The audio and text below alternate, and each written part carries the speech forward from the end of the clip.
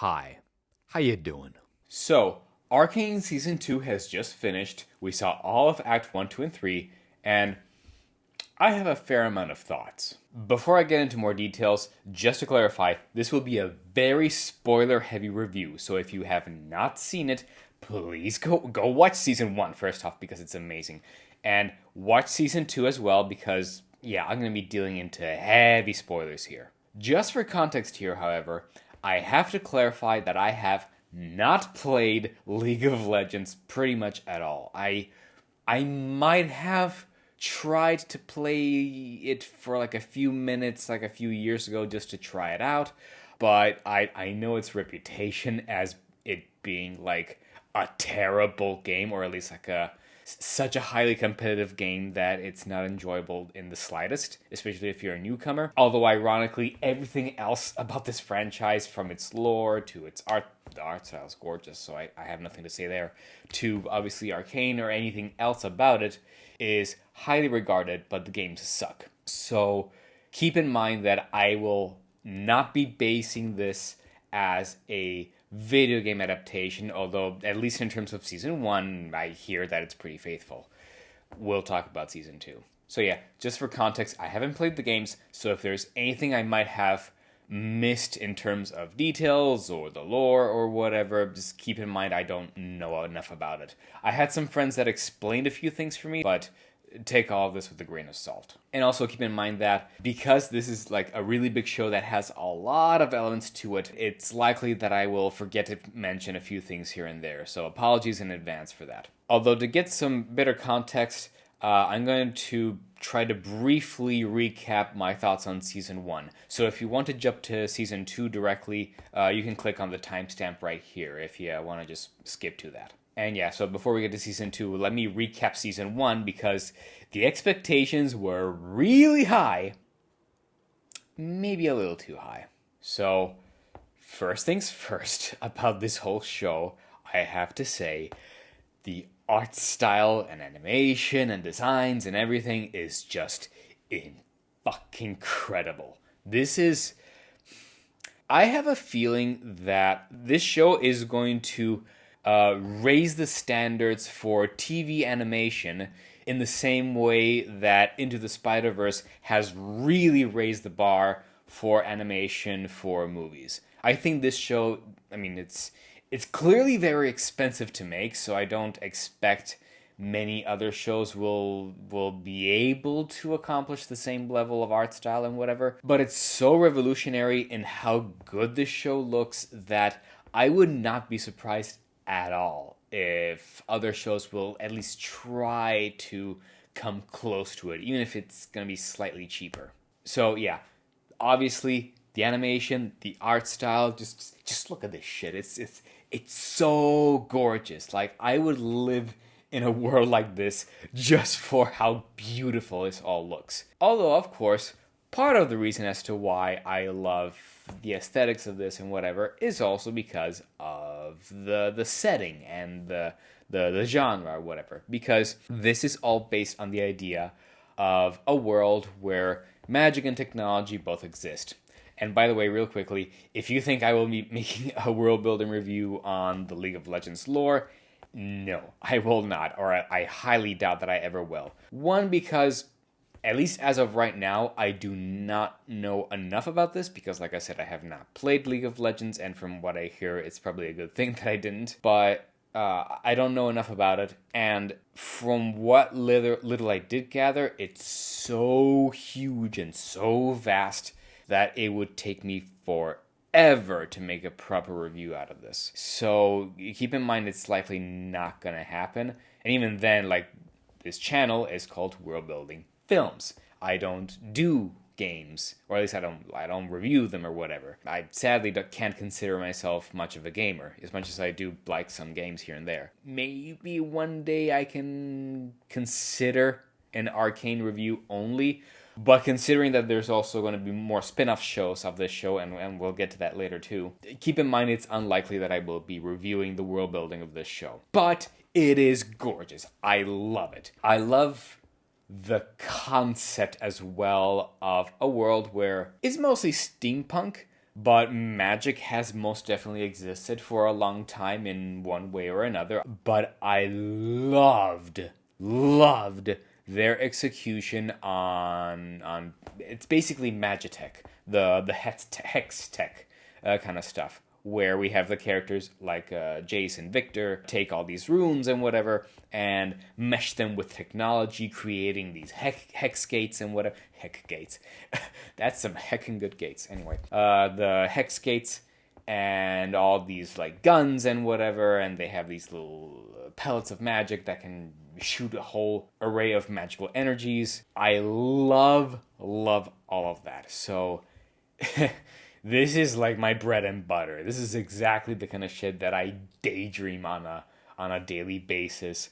And it's one of those shows that it like fills my soul and just like tingles me with like brand new ideas that I wish I could implement into my own stories as well. All right, so now that I've gushed enough about the art style, the characters. What really drove season 1 were the characters. Not just the characters as in like, oh, we have Jinx and this and that and whatever, but it's the execution of these characters in season 1 that really drove everything. In these years of the 2020s, we've had, as I've mentioned before, terrible, or for the most part, Hollywood has done a terrible job with the writing of their movies and TV shows. Yes, there's exceptions here and there, like, for example, Puss in Boots and the Last Wish. It's like one of the few exceptions of the movies of the past 5-ish years where I keep telling myself, okay, this is an actual masterpiece. This shines in a sea of crap. But it is mostly a sea of crap. Arcane, however, it is so well written that I think, at least so far, I'm pretty confident in saying that it might be the single best TV product, at least that I've seen, maybe there's something better, of the 2020s so far. Like, hands down, it is incredible this first season. Each character has a certain amount of depth to them that is realistic. All the things that happen to them happen very organically. When you see them react in certain ways, they have been built up and introduced in certain ways where you say, oh, this shit is happening to them now, and they're reacting in a certain way. Yeah, no, with what I've been shown so far, it feels like this character would react this way or in that way or whatever. It is very organic and believable. Victor is a really good character. Jace is a really good character. Mel is an incredibly good character. We have Vander, who's amazing. Silco is a really, really good freaking villain. It's pretty fair to say that, of course, the most important characters of this whole show are Jinx and Vi. And I'll say this, holy shit, do they go in detail with the depths of these characters, especially with Jinx and Vi. Now, if I have to give my personal thoughts, Jinx is very well written. I am very happy that they gave her a lot of care and they didn't just like go, oh yeah, she's the crazy character, we'll just have her go crazy or whatever. No. When you see her go crazy, it's like, you understand why. It's perfectly justified. Everything is justified here. Although, quite frankly, my favorite character by far is Vi. One, because, alright, if you allow me to say this, I have a major crush on Vi. Like, her character design, her attitude, all this, allow me to say this, I have a major crush on her. So I'm going to be very biased and say this, so cut me some slack here. But outside of the crush factor, she is an amazing character overall as well. And if you'll allow me also to go into a bit of a rant here, this is what I think of when Hollywood wants to promote the whole idea of a strong female character. None of the shit they've been putting out lately. This is the template you're supposed to be following. A character who's like, actually physically strong as well, who's like has a badass attitude, all that. That's all perfectly fine. I get it. But you can't also have this character and not give them some flaws. Here they have no issues with giving her flaws. She has made mistakes. She was the quote-unquote cause of Jinx feeling like she was abandoned, even if it was like quote-unquote by mistake because she was taken away. But Vi still has all that baggage on her. They are not holding back with this show in showing that these characters are, yes, they're strong female characters, but their strength also comes from their flaws. This is how you're supposed to write fucking female strong characters, Hollywood, okay? Why is it that animation is doing a way better job than most live action? It's almost like animation should be respected as a medium and shouldn't just be seen as a little thing for kids. Now, in terms of other characters here and there, like, I know a lot of people really love the character, for example, of Victor, and I can definitely see why. I fully agree. I think the reason I'm not as enamored with Victor as a character is because you can sort of tell what's going to happen with him.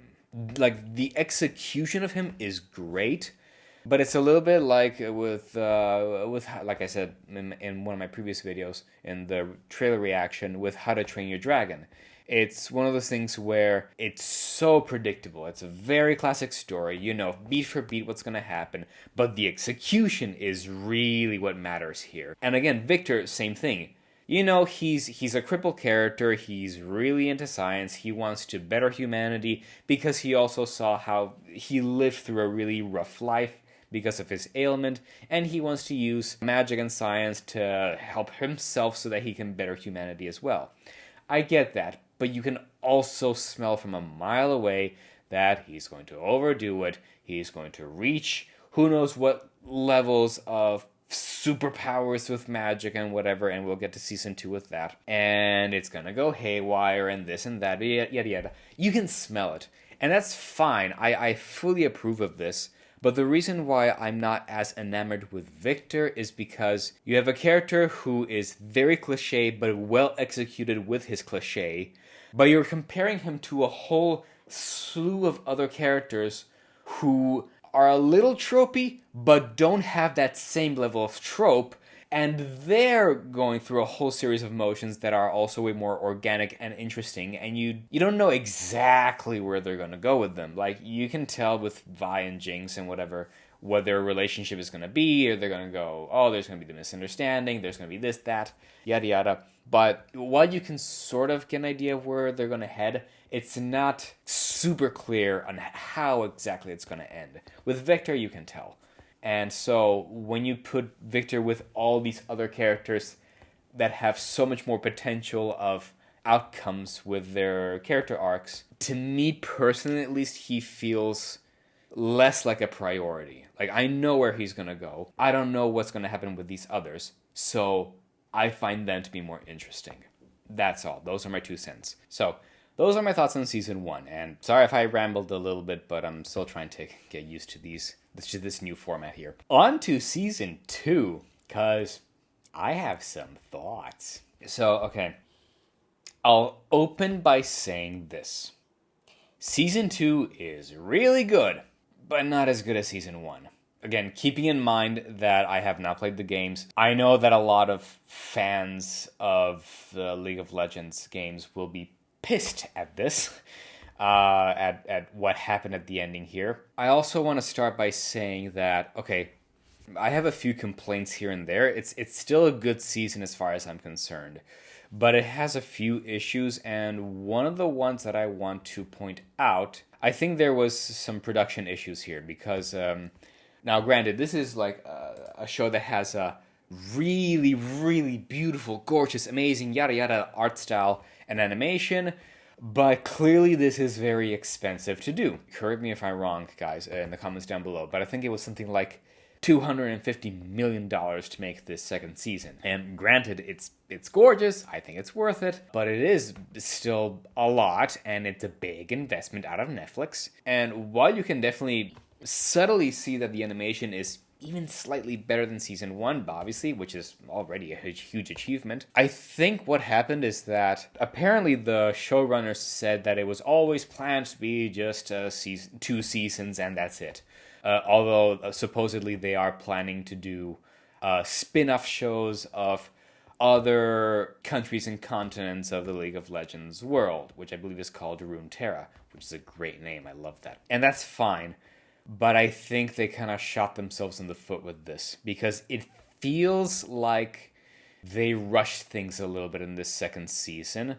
And it's almost like they didn't have enough material maybe for 3 seasons, although I would have loved that, as we all would have. But they also they had too much to just say in 1 season. So I don't know. I think they would have benefited by having one more arc. If not one more episode, at least one more arc, because a lot of things feel rushed.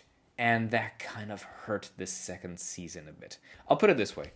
It feels like Arcane Season 1 was carried by the characters. Everything feels realistic and organic. Like everyone reacted in the proper way that they would react to certain situations. Here it feels like the other way around. It feels like the characters were driven by the plot. Like certain things had to happen, so they made the characters go along with it, even if it doesn't feel as organic for them to react in certain ways. Like there's also some time jumps here and there where it would have been nice to see how certain characters would have reacted. I don't know. All I know is that the characters feel like they were orchestrated to have to react in certain ways to certain specific plot elements. So, oh well. But let me give some more specific examples, and I have one in particular, and this is my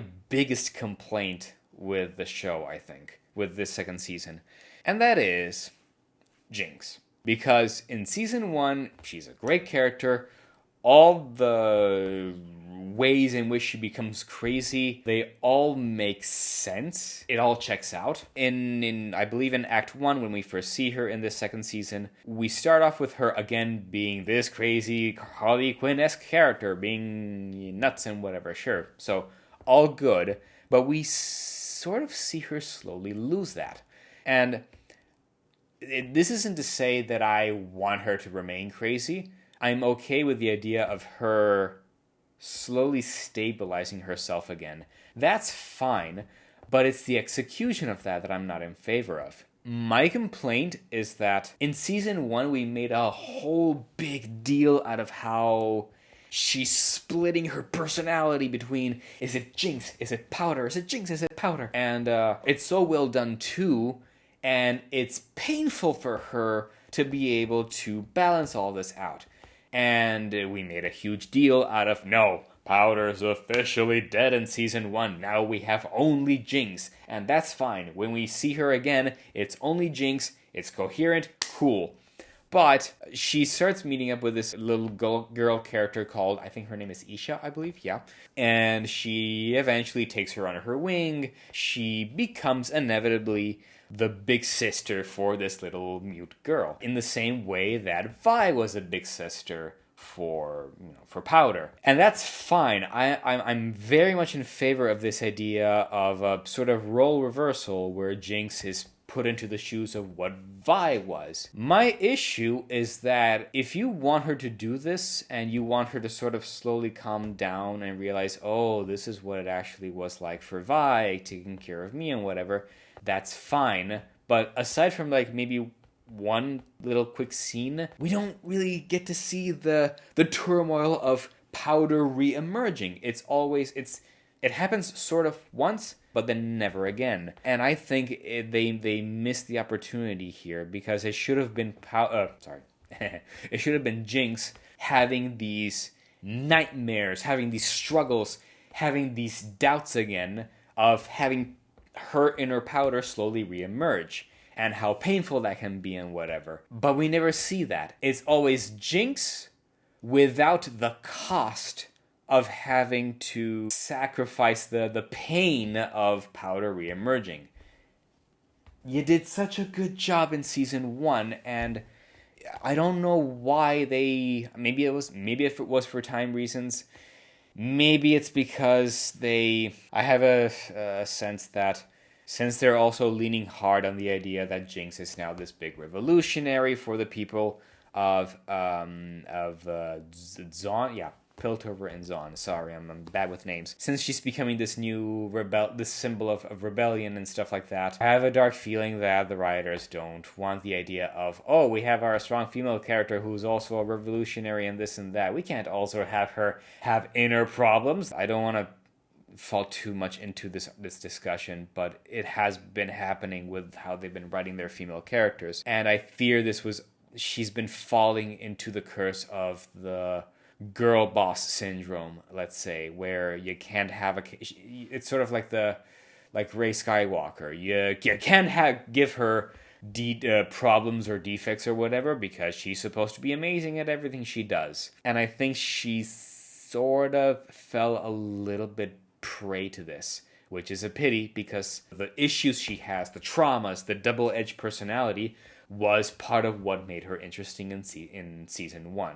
So, yeah, this is my biggest complaint. Even later on, when I'll just say Warwick for now, we never see her fighting against her inner powder reemerging, which is supposed to happen. She had to kill off that little inner part of her, and in order to regroup with her family again, it should have brought back that split personality. It could still be Jinx, or maybe they fuse together into one new personality. That's fine. And we do see her have a sort of traumatic experience in Act 3 after what happens to Isha. I'm getting ahead of myself, but still. But I think they should have leaned more heavily in giving Jinx more issues when it comes to realizing that, oh, I'm actually acting more like Vi was. Maybe the Jinx identity isn't all that's built up to be, and she should have been fighting with her inner demons more often. But, oh well, what can I say? She's still fine this season, and she gets better later on, but I think it was a major missed opportunity. Now, having talked enough about Jinx, another tiny little complaint. This is like a nitpick, don't get me wrong, but I think they overdid it in terms of the animation, the jiggling of the reflection in every character's eyes. Every character has like these gorgeously designed eyes. They have these little reflections, as you do in animations. But here, usually in animation, when you see those little white spots trembling ever so slightly, that's either because they're very emotional, because it's supposed to reflect like maybe their eyes are getting a little bit more teary, thus any reflection in their eyes is trembling a little bit more, and that's fine, but I think they overused that gimmick a little bit in this season. There are a lot of characters who are like, they have those white parts trembling a little too often in their eyes, especially with characters like Caitlyn. Like, she already has a very intense stare. You don't need to give her that trembling at almost any opportunities, because when you have certain really emotional moments, that's when you're supposed to make them tremble. And instead, they're trembling almost all of the time, and when you're doing it always, then the impactful moments don't feel as impactful. Like towards the end of Act 2 of the second season, we saw Caitlyn and Vi, they broke up, they do their whole spiel, and then they get back together again. Okay, fine, cool. This is near Victor's camp, basically. And, they had their fight, they're not on good terms. And then Vi has that awesome line of, I forget exactly what it was, but it was like, you don't look so good either, Cupcake. And you can tell that Cupcake line is enough to like reignite all the passionate feelings of Caitlyn. And that's when you were supposed to keep the jiggling of the reflection in her eyes to signify, oh, damn, I felt that. That line was enough to just like reignite everything and make me want to go against Ambessa, whatever names, and her army. But because they did it so often with this reflection in her eyes, as well as the other characters, it doesn't feel as earned in the moments like this. This is a moment in which you should have had that little reflection. Okay, yeah, so that was like a small nitpick, sorry. But going ahead, there's a lot to say about this season.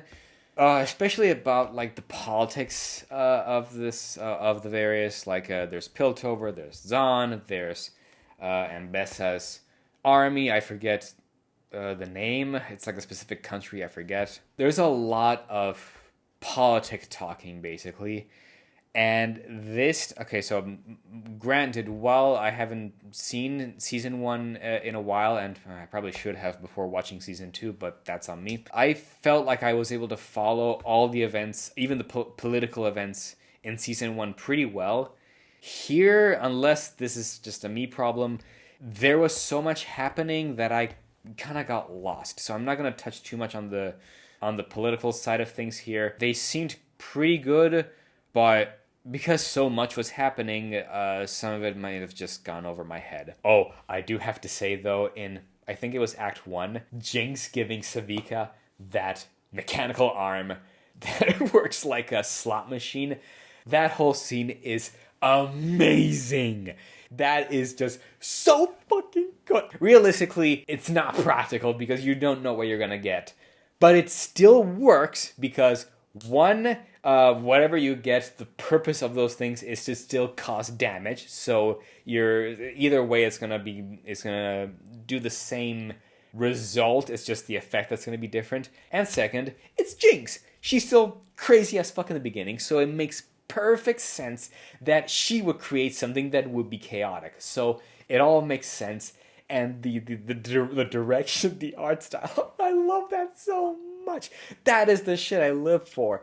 It's so creative, and the music is great. That is the Arcane season 1, like, re-emerging again. So please, if you're gonna make more shows out of this League of Legends franchise, I'm not saying do something crazy like Jinx would, because I don't know if we're ever gonna see Jinx or Vi again at this point, but keep that level of creativity, please. That's amazing. I love that so much. So, going now to Victor becoming the Messiah, basically. So, we finished season 1 with Victor having, I believe he, like, exploded thanks to the Hex Tech and whatever, like, absorbed him or whatever. And in season 2, we saw that he turned into a fucking cocoon or whatever. And cool, that's fine, I get it. But you can you can tell what's going to happen beat for beat with Victor. He's the classic mad scientist archetype who maybe has an ailment that brought him to want to create something that would benefit himself and the rest of humanity because he has such a hard life. He wants to do it through science because it's the only thing that he can do. He'll do it, yada yada, but things will go wrong and blah blah blah. Fine. It's fine. When he gets in his cocoon, it's all really cool. He gets out of this cocoon, he's basically become like a half cyborg, half magic cyborg, whatever. Here, he's just like transcended. He's become this great, incredible character that, oh, he has a really cool accent too. And now I see things much better than before, Doctor. I love that accent. And he goes down to Zahn, to all the people that were affected by the Shimmer. And he starts touching them, and they get cured and whatever. And now he starts creating an entire society of people who are cured, and he's very clearly the Messiah. You know where this is going to go. That's all fine. I like it. I like the execution of it more than anything else. It's very, very, very well done. And I gotta say, Victor's design is wow. Then we have Mel and her arc with the Black Rose, with her mother, yada yada. I really like Mel. She has like a gorgeous design. She's beautiful. It's incredible how tasteful this all was. Although it only dawned on me recently, and I don't know why, that those gold parts that she has, I thought they were a very thin piece of armor, but instead they might just be like golden tattoos.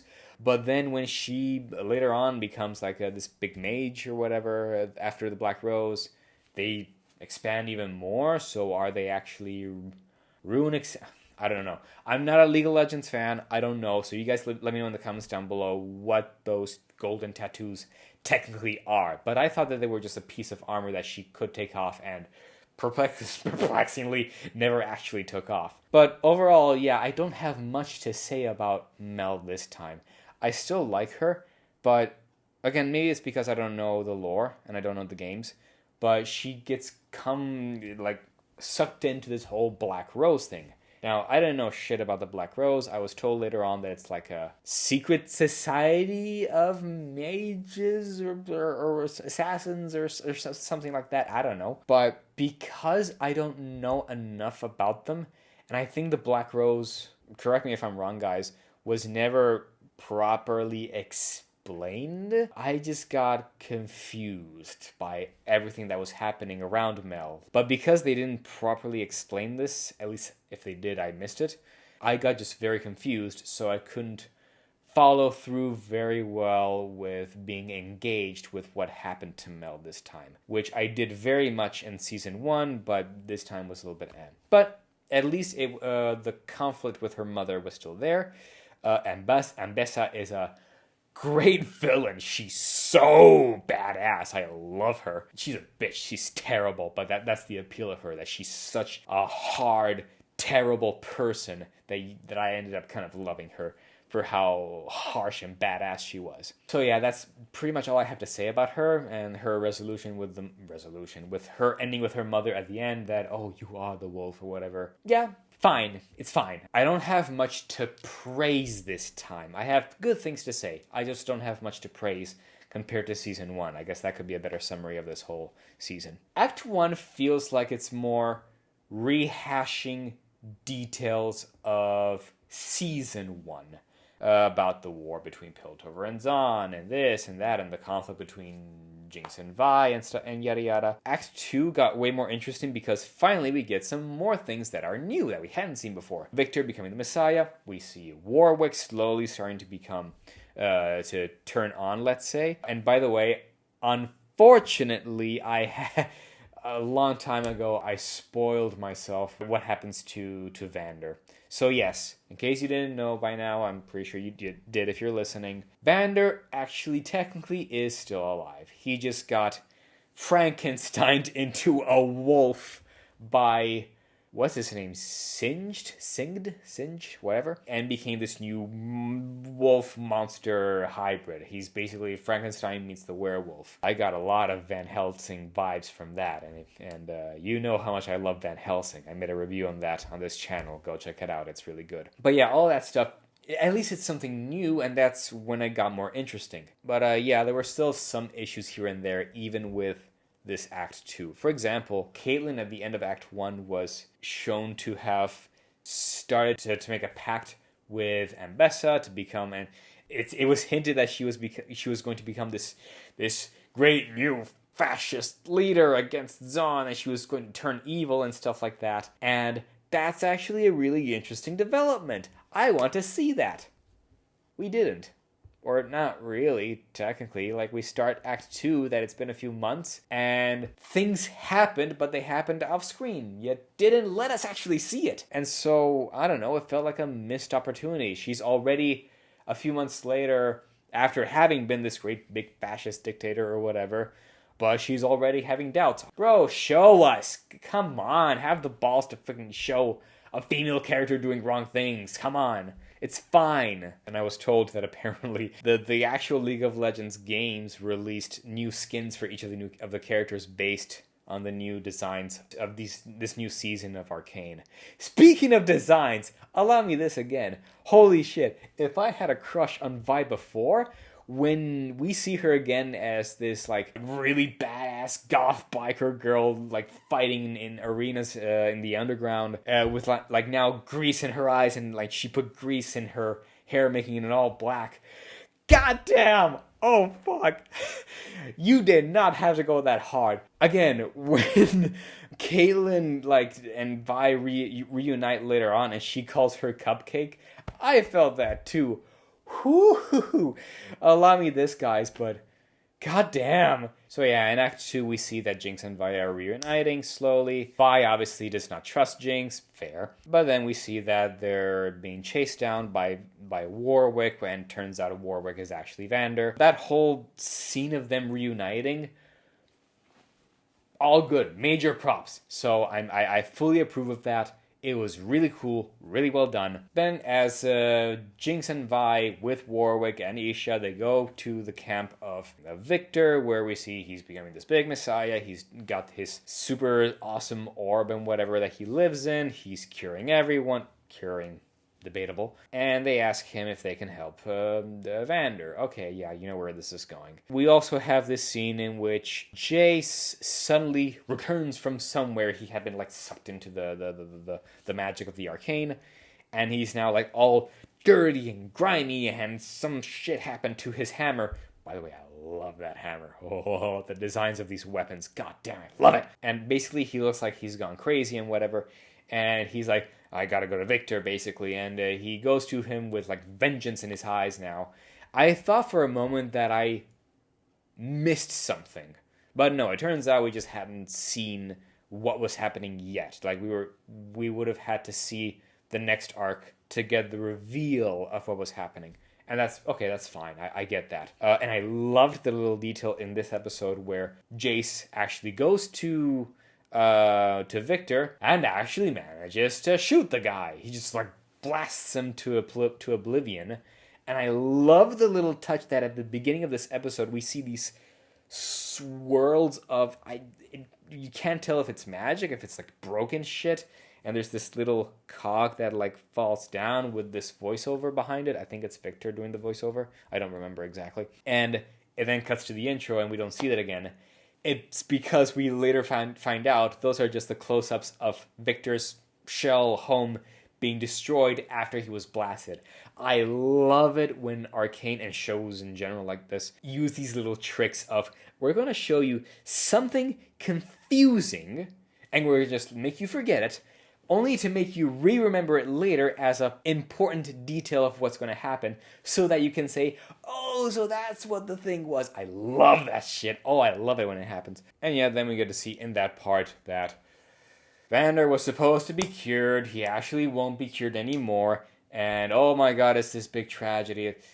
This is the part where I kind of get a little bit tired of the writing between Jinx and Vi, because here it felt like they were going to just do the same spiel all over again. Thankfully, they didn't technically, but I feared that this would have been like when Jinx and Vi were kids, and it's like, oh, Vander died, so we're going to split again. I feared that this is what was going to happen, so it didn't feel that impactful for me when Vander did die, thanks to Isha's sacrifice, basically.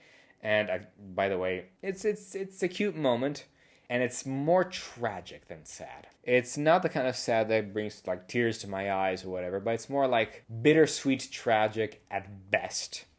At the idea that, oh, this girl was so involved with looking up to Jinx that she willingly sacrificed herself when it was absolutely not necessary at all. I don't know. It felt very telegraphed. You can tell this little girl is like orchestrated and designed to pull your heartstrings at a certain point because something tragic is going to happen to her.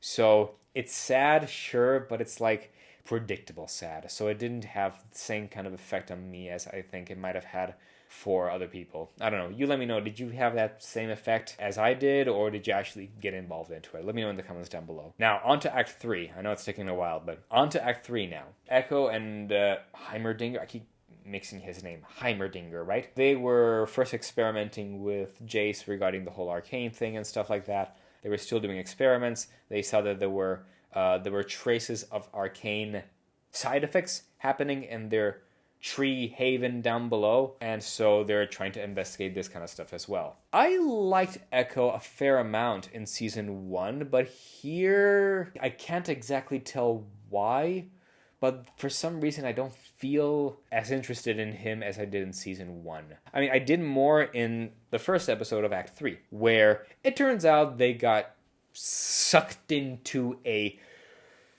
parallel universe where the timeline was a little different, and it was on that day in which they stole the hex technology from Jace's study, all the way back from episode 1. Vi did die in that part, and it just sort of caused everything to go differently. Hex tech was never created, thus it's technically like a more ideal world and everything is fine. I kind of beg to differ that that's how things would happen, but that's just me. I don't know. The thing is, now we're introduced to the idea of time travel and the multiverse. Look, guys, I always liked the idea of the multiverse, but yeah, I agree with Deadpool when he said that the multiverse thing has run its course. No one cares about it anymore. It feels out of place. It feels out of place with this. I believe Echo's character is based on like rewinding time. Correct me if I'm wrong. She's basically the tracer of League of Legends, even if League of Legends came first, I know, but you know what I mean. I mean, I guess for him it's fine, so fair enough, and I'll get to a little detail about that later. But the multiverse thing just felt not needed, especially if it's straight up time travel. And especially because this confused me, because we have, in this episode of Arc 3, where on the one hand we have Heimerdinger and Echo that travel to a parallel universe where Vi actually died early on, and so Hex Tech was never invented, yada yada yada. Alternate timeline, cool. But we also see then that in that same instance, I guess, here we find out what actually happened to Jace and what sent him off the edge. And that is that he was sent to another universe as well, I think, but it's like in the future, where Victor did ascend to godhood and whatever, but everyone has been petrified, everything went to absolute shit. The whole thing went wrong, basically. And at the top of the tower of the Hexgate, he sees this statue of a guy holding this staff thing, whatever, and he's wondering, oh my god, what actually happened here? And it's hinting at the idea that, oh my god, this is what happens if Victor ascends to, fully assimilates with the Arcane, and everything will go to shit. Thus, when he does return to the original timeline, that's why he goes crazy and wants to go kill Victor. But then, did he get sent to the future? Or was it an alternate timeline? Or what was it? Because time travel and different universes, parallel universes, are two different things. I'm fine with them both happening, but it was not clarified, let's say, that that is possible. It's just thrown there as a thing of, oh, we can do this now. Granted, it's the Arcane, and the Arcane is mysterious and chaotic, yada yada, for a reason. That's the whole point of it. That's fine. But I would have liked, if not explanation, at least a reaction of the character saying, oh, then this is what happens. This is what I can do, blah, blah, blah. Anyway, we find out that Echo and Heimerdinger was into this parallel universe where Jinx was actually not crazy. She actually was a normal girl and stuff like that. And that whole episode was fine. It was like a needed explanation for context for certain things. And he creates this little device that rewinds time after by a few seconds. The further back you go, the more dangerous it becomes. That's fine. My question is, why did Echo not get affected by the time loop reversal thing? Is it because there's like a bubble or certain area in which if you're within that space close enough to the device, you don't get rewound and everyone else does? Or what? Because this contradicts something later on at the last episode when Echo is rewinding the time repeatedly against all those magic robots by Victor, or whatever they're called, and they're like holding him down and whatever, and he keeps rewinding time, and it's not enough and whatever, and so he has to go into overdrive. That's all fine. But the rule there doesn't make sense to me, because if it's within a certain area, wouldn't those robots have not looped back? But they do loop back. So how does this work exactly? Is it maybe the fact that only the person that is actually holding onto the chain doesn't get looped back in time? That would be fine with me. I don't care what the actual answer is. I just wanted them to explain it better. And if it was the chain, I would have liked if there was like some, unless I missed it, some little lightning effects or whatever along the chain that affect Echo as well, showing that everything is being looped thanks to this device, except to the person who's actually pulling it. They're anchored to the device as well. That would have been a fine explanation, and I think they should have shown that visually with some magic shit, whatever, affecting him as well, just to clarify it. But again, that's just a nitpick.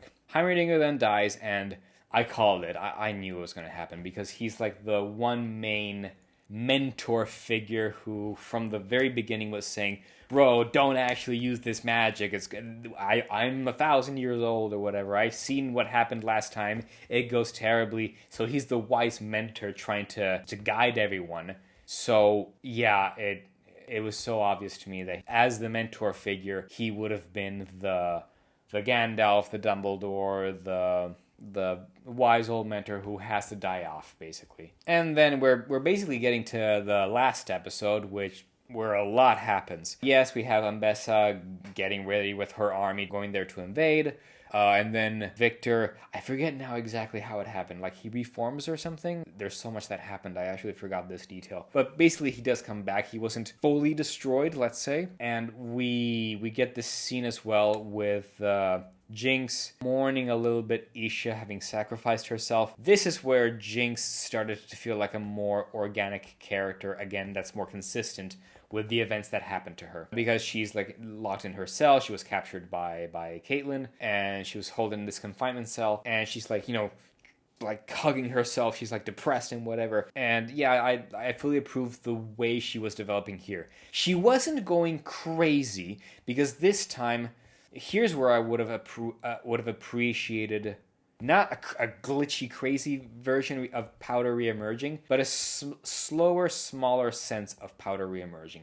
Because here you could have justified it in a more normal, non-crazy way. Because you had enough time to have Jinx spend time with Isha, and so it was a slow, gradual thing by this point. And having her die off after having the experience of being the big sister with Isha, this would have been a great moment to see the inner Powder reemerge without being glitchy, but I would have appreciated just showing a little bit of something more, let's say. It's fine as it is. It could be implied, but since you're such a funtacular creative show, you could have gone the extra mile, but oh well. And this whole scene anyway works, even with Vi and Jinx talking together and stuff like that. And I'm glad that Jinx didn't just go crazy again, but instead it was tackled very tastefully, where the two sisters don't actually hate each other. They're just like diverging in opinions, and they're like going to face the next issues coming along their ways in their own way, but without a wedge between the two. And then the final episode officially arrives, and it's so cool.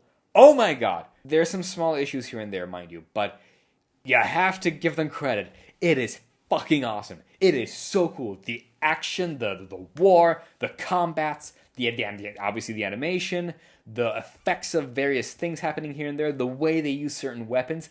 I loved all of that. It was so cool. And I loved Ambessa. It was slowly built up to this idea that she has these like little stone runes that she tied together with a ribbon of sorts, and she tied them to her arm, and they absorb any kind of energy, and I love that because they can even shoot the Hexgate laser right at her, but she has these things, so she's shielded. It'll hit her, but they'll just redirect back into these runes, but she's invincible because of this, and I love that so much. I love that shit. Oh man, that's that. And then we see her fighting off with Mel, who now it turns out that she actually was this mage all along. Again, that whole thing with the Black Rose, they didn't explain it well to me, so I accepted it.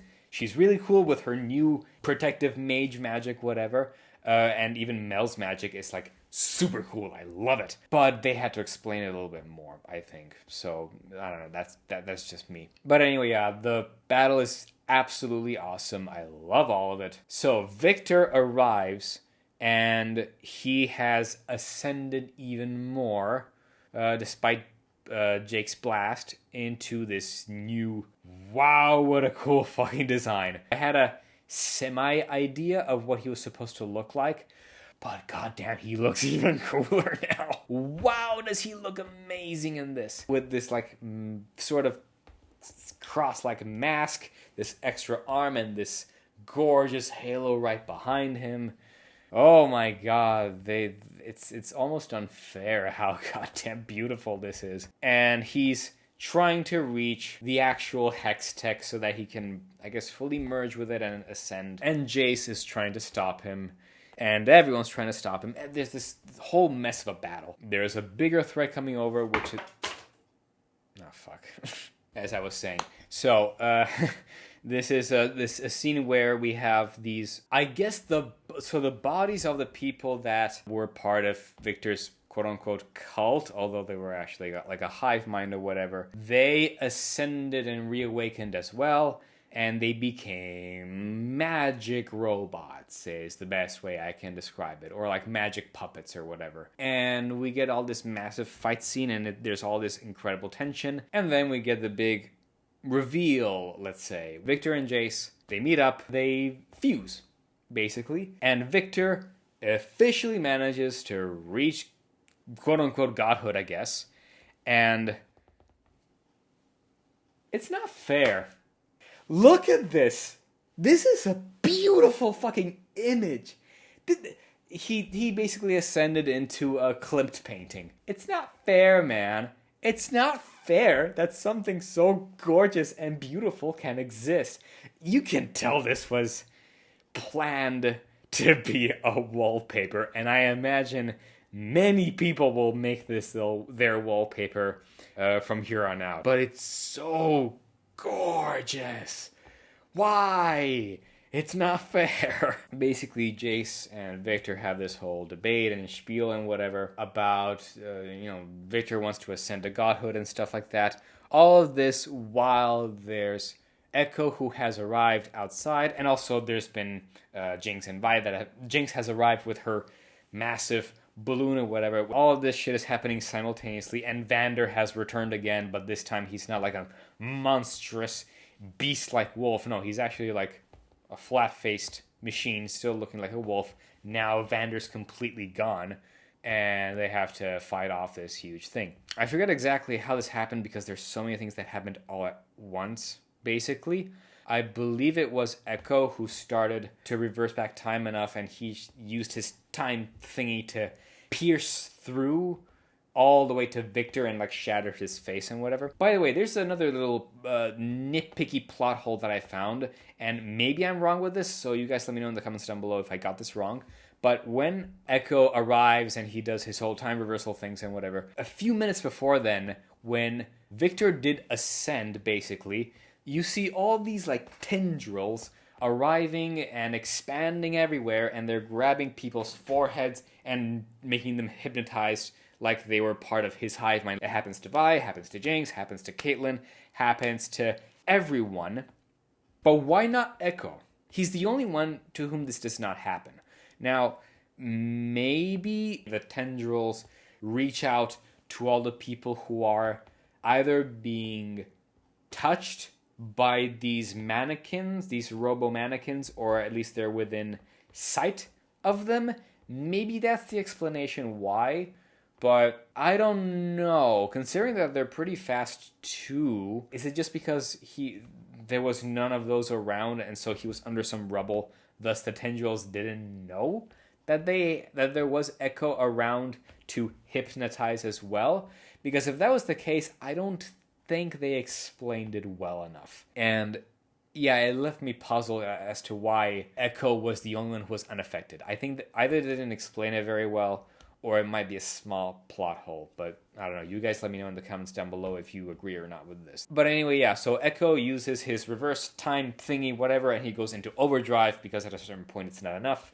And I believe that that's the thing that pierces through all the way to Victor, shatters his mask and whatever. And so he and Jace, in this the otherworldly space outside of the multiverse, I don't know what it's called, they have this whole debate. And again, so many things happen, but in summary, Jace reaches out to him saying, bro, we're actually, this is not the way to do it. He's appealing to his humanity now, which is fine. And it turns out, and this is something that I had predicted, and I was right. It turns out, do you remember all the way back in episode 2 of season 1, we see this scene, gorgeous, beautiful, incredible, amazing scene, where Jace as a kid was with her mother in this huge snowstorm, and he's found by this strange, mysterious wizard guy, whatever, who has this magic staff. He just like magics everything all around, and there's a whole incredible sequence where he teleports him and his mother all the way to safety, and he gives him a little stone. I believe that's like a rune, which is the rune that Jace will have on his bracelet and will incentivize him to create the hex gates in the first place, the hex tech. It turns out that mage, all the way in the beginning, was Victor, who actually used his super awesome mojo power, whatever, to travel back in time because he now realized how bad things will get. This is where it got a little bit confusing, honestly, so if I missed something, let me know. Victor traveled all the way back in time. That was actually him giving Jace the arcane thing, whatever, that inspired him to create the hex gates in the first place, the hex tech. But then when Jace went to the future, to this alternate timeline when Victor did ascend to godhood, but everything went badly, he was there to also tell Jace, hey, listen, actually, you're right. I was actually wrong, so I'm going to help you undo all of this. But we have to repeat this over and over again with different kinds of runes until we find the right rune that will actually undo this. I don't get it. A lot of this was confusing, but oh well. Thing is, it turns out it was Victor all along, and Victor felt like he was unworthy of being forgiven for all the damage that he's caused. But Jace says, "Bro, don't worry about it." Like they hug it out, and in hugging it out, they disappear, and so the Hexgate magic is nullified and they're gone. I don't know what happens to them, but it's basically the bromance basically saves the end of the day. I don't know, but it does stay in theme with the idea of forgiveness, where Mel forgave her mother technically right when she died. Technically, Jinx and Vi forgive each other for having fucked shit up. Caitlyn forgave Vi. It's all a big theme of forgiveness, just like with Jace and Victor. And the day is saved, and things are set back to normal. And then we have this scene where Vi and Jinx are, the magic disappears. It's all gone officially. At least the hex tech magic of the Arcane. I don't know about the other kinds of magic, but we'll see. And the sisters end up inside the ruins inside the Tower of the Hexgate. And then Vander wakes up again. You think that Vi maybe is going to die because the platform she's on is about to fall off. But then it's actually Jinx who comes in and saves the day and saves Vi. And she sacrifices herself by killing off the now empty Warwick. That's how it ends, basically. And then we see an epilogue. Everything's fine. Caitlyn now with an eye patch and Vi are back together. Piltover is basically rebuilding. Zon is sort of, they're making peace and whatever.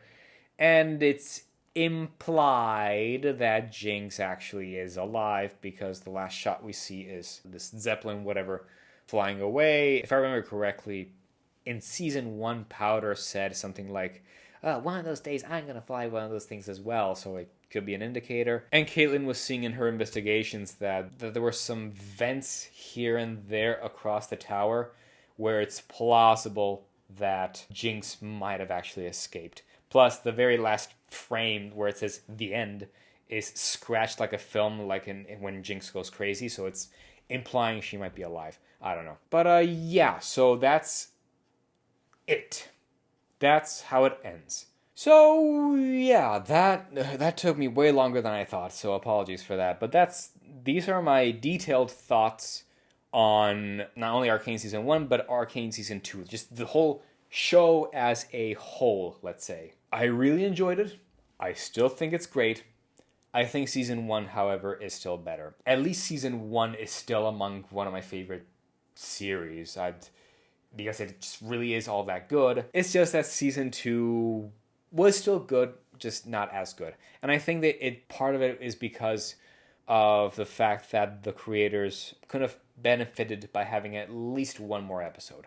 I think it would have helped a lot. But we didn't get that, so oh well. Or maybe simply they raised the bar too high and they were destined to never make it, to never reach or surpass that bar. God, imagine if they did. But yeah, what I can say, an extra thing, is that apparently this breaks, from what I heard from my friends again, this breaks the entire lore of the League of Legends games to what little I know, which is curious because apparently the showrunners said what's going to happen here will be canonical to League of Legends. So what is this? Is this an alternate timeline since you introduced the concept of the multiverse?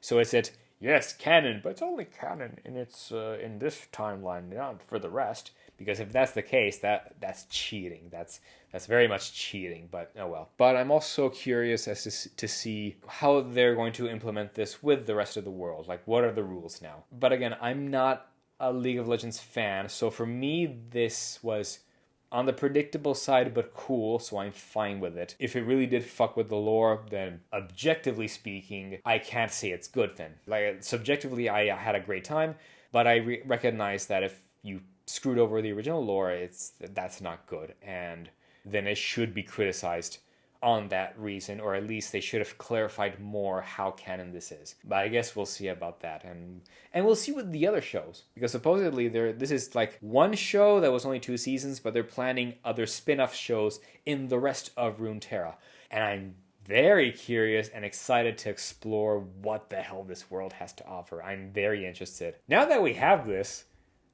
can we get an Overwatch show that looks like Arcane? Please. I play Overwatch. I love Overwatch despite the issues of the Overwatch 2, you know?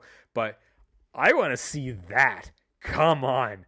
Tell me you don't want to see it either. Come on. I would love to see an animated Overwatch show like Arcane.